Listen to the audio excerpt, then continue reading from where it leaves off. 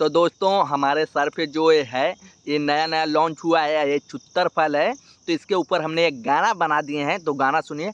अरे रतिया बरतिया में खैनी रसगुल्ला या भाई होत नइखे कुल्ला, अब पेटावा में होत बाटे बड़का बड़का बुल्ला या भाई उतरल नइखे कुल्ला।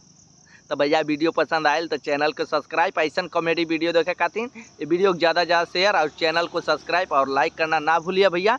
ई तो के छछुनरवा नया कॉमेडी लेके आई का रे कैसा लगत है ये मेकअप में तनी बताइता लोगन, अब ठीक लगी ना?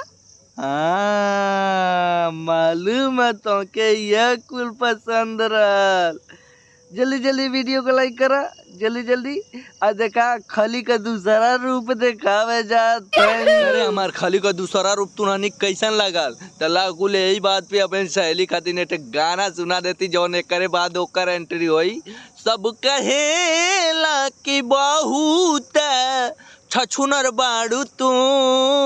अरे तो बोलवाई कौन गाना हमके सुना था रे? लौटियाना लौटटा तो नहीं, हम तो के छछुनर दिखत हई। आए खाली अपना बढ़ाई सोचे ले लौटियाना तो नहीं, आवा घरे तोहर लोलवा कुछ देव लौचट्टू तो नहीं।